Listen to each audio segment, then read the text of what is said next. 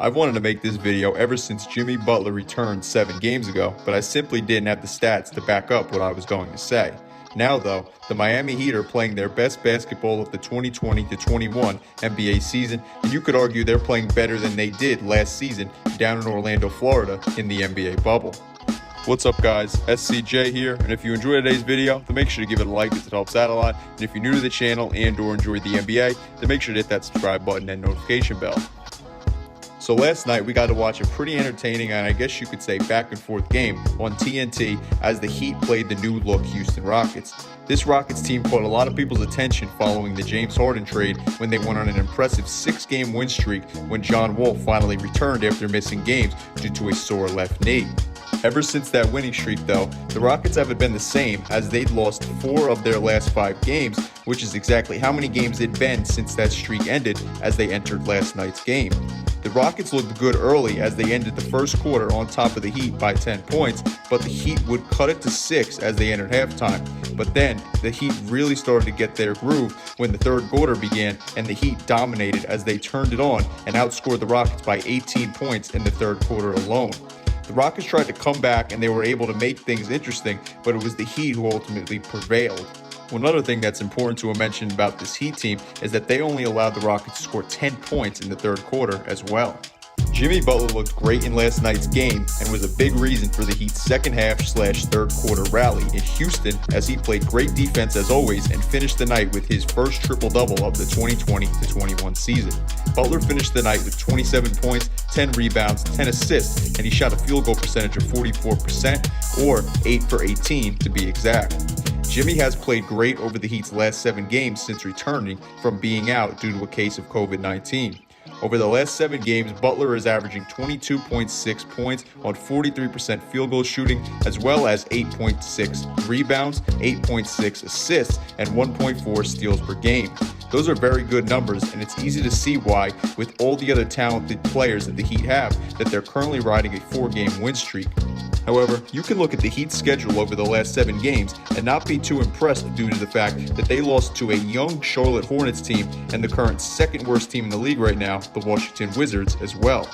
However, over the first 3 games that Jimmy Butler returned for the Heat, they were without key player and the man that's been the team's starting point guard over 5 of the past 6 games that he's been playing in Kendrick Nunn. Nunn had a rough start to the season, so his numbers for the entire year are currently down from last year in many categories. But if we average out his numbers ever since he returned on January 16th after being out for 4 games, his numbers are actually up from last year in many categories. And for anyone looking at his numbers, it's clear that Nunn is a key scorer for this Heat team, and he's also a tough defender who's a key part of this team and their defense. And his 1.4 steals over the past 12 games reflect that, or his 1.1 steals per game for the entire season reflect that as well. Nunn has started in 3 of the Heat's 4 games over this current win streak, but he's been a key to their success as he's played over 30 minutes in each of those games, regardless of him starting.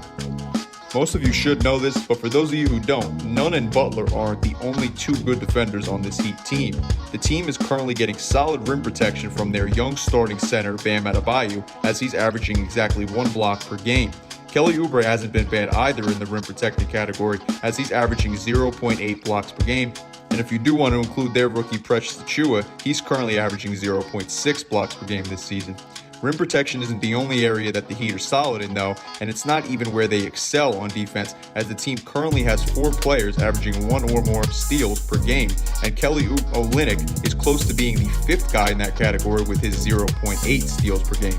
Defense truly is this team's specialty though, as the Heat currently have the 2nd best defensive rating in the league behind the LA Lakers over the past 7 games or ever since Jimmy Butler's return. If we look in terms of the entire season though, the team isn't too bad there either as they're top 10 in the league in terms of best defensive ratings as they hold on to the 8th spot in that regard. In terms of how many points they're allowing per game ever since Jimmy Butler has returned, the team currently is allowing the lowest total amount of points per game scored by their opponents over the past 7 games. You can feel that that's not too important or impressive and think that they haven't faced too tough of competition over those past 7 games, but they faced the 10 and 12th highest scoring offenses in the entire league during those 7 games. So I think that's at least something to give them at least a bit of credit for if you were not too impressed or impressed at all with that. If you look at the amount of points that they're allowing their opponents to score for the entire season, though, not just the previous 7 games, they're allowing their opponents to score the 6th fewest points per game out of any team in the entire league. So even with them missing some of their top defenders for multiple games this season, I'd say that's a pretty good stat. Even though defense seems to be their strong suit and what they do best with all the great defensive numbers and stats that I just named, they're not too bad on the offensive end as well. They currently have 7 players averaging double-digit point per game totals on the season, and 3 of those 7 players, Butler, Adebayo, and Hero, are averaging 17 points or more per game. They've also got solid contributions even from the guys not scoring double-digit points per game totals, as Bradley, Vincent, Struss, and the previously mentioned rookie and first-round draft pick, Precious Achiuwa, are all giving the team solid minutes. Even with that, though, when you are as good as they are on the defensive end, you don't always need 7 guys to score in the double digits for you. But of course, that's not something they'll complain about, and it'll only help them. Speaking of one of those guys that's not averaging double-digit points per game totals, that's still playing very well for them, Max Struss had a great game last night against the Rockets, and in terms of the entire season, when he's got enough field goal attempts and/or enough playing time, he's played very well for the Miami Heat. He's only had 5 games where he's gotten 6 or more field goal attempts, but when he has shot 6 or more field goal attempts, he's put up very solid performances for this Heat team, especially with the fact that he's just a bench player and he's essentially a complementary player for them and not a key piece or starter that they need to have giving them good minutes and scoring.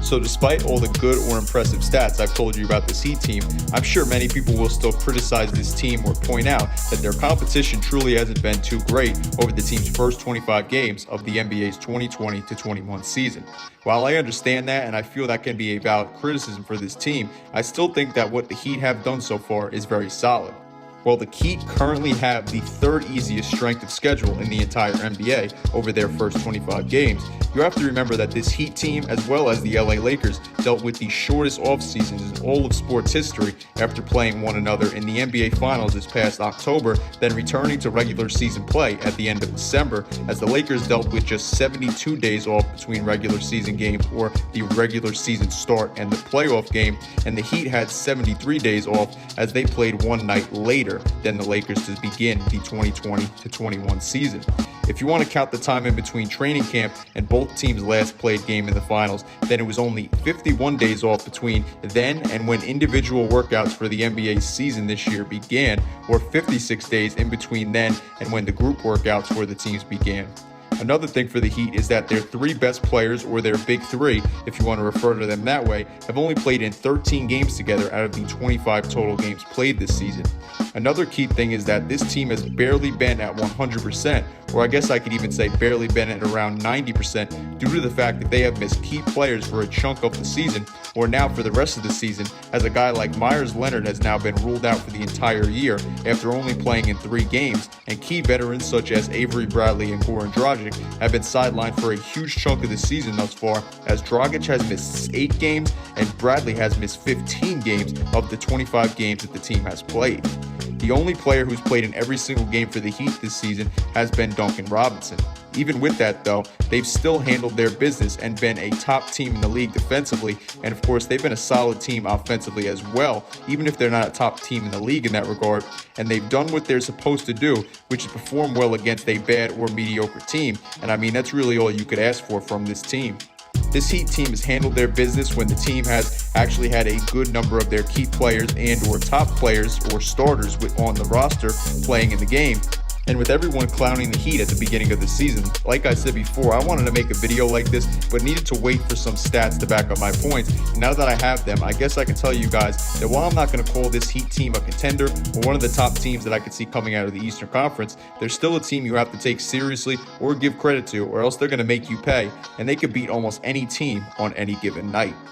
So I want to know what you guys think, though, about this Heat team, their level of play lately, or anything having to do with the team down below in the comment section. Like mentioned before, though, if you liked the video, then make sure to give it a like, as it helps out a lot. And if you're new to the channel and or enjoy the NBA, make sure to hit that subscribe button and notification bell. That way you stay up to date with my newest content. Anyway, though, guys, I'm SCJ, and I am out. Peace.